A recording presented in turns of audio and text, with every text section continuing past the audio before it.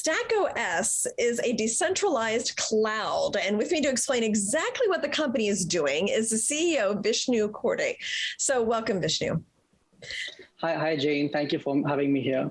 So let's just start with a summary of StackOS. What are you doing? Absolutely. So StackOS is a decentralized cloud and an infrastructure protocol.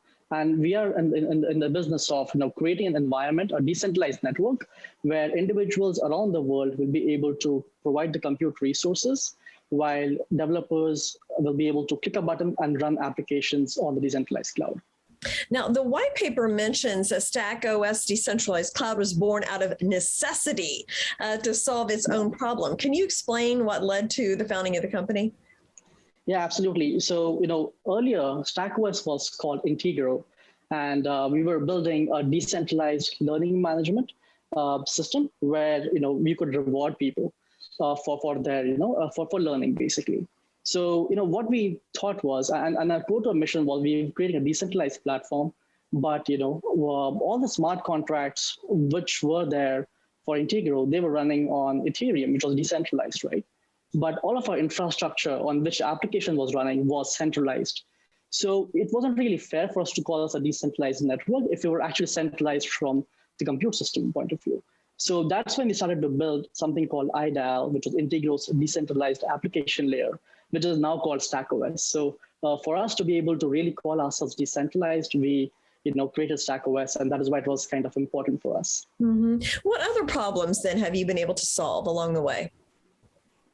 Yeah. So, if you look at this entire system, right? So when you look at the cloud providers, the centralized cloud providers like AWS and GCP, they're really good, right? But the problem is that when people want to really deploy applications, they require DevOps engineers who know how to architect the environments correctly. So what StackOS does is that the DevOps engineers are pretty much made redundant, where you do not need engineers who would be needed to set up these cloud environments. And that's one of the big use cases I think maybe what we try to solve for.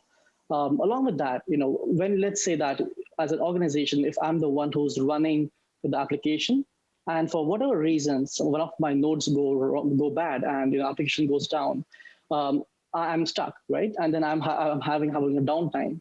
So how StackOS really solves that problem is that there are multiple cluster operators around the world. And if an application cluster fails, it starts to move the application from the one cluster to another one. So it basically is able to ensure that our application is unstoppable. So that is kind of something unique about that.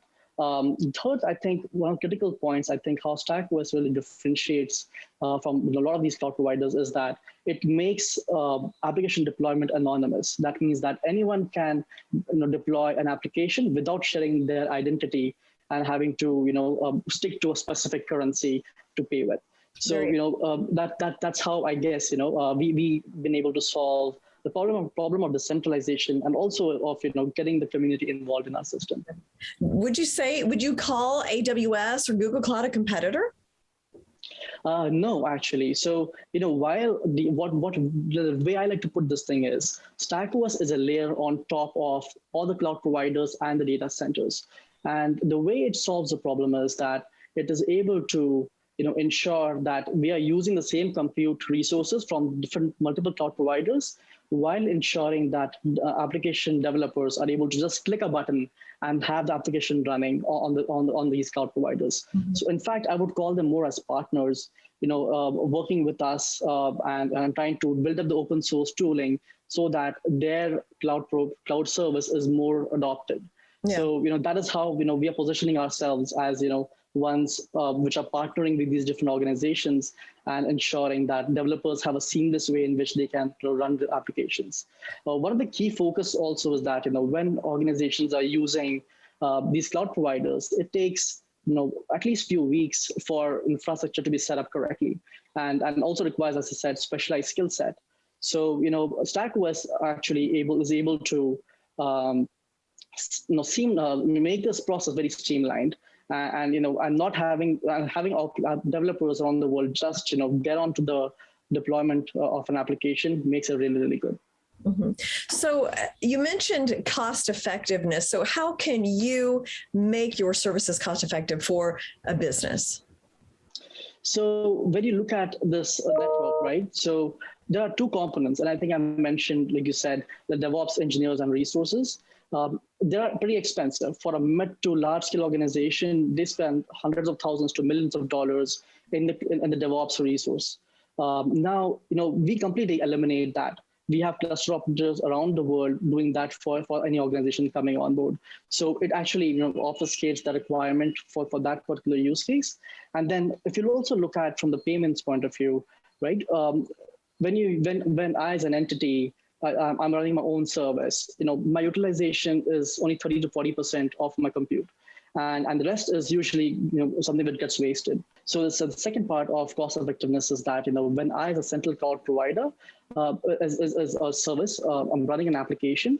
What I really miss out on is that I'm having only 30 to 40% of my users' utilization. The rest of the resources are underutilized. So the StackOS protocol ensures that multiple, it's a multi-tenant system. That means multiple organizations can share the same infrastructure resources while optimizing the cost. So, in totality of reducing the cost due to the DevOps operations and also from multi-tenants of the network, we are able to reduce costs significantly. Yeah. Okay, very interesting. Thank you, Vishnu, for joining us today. Thank you very much.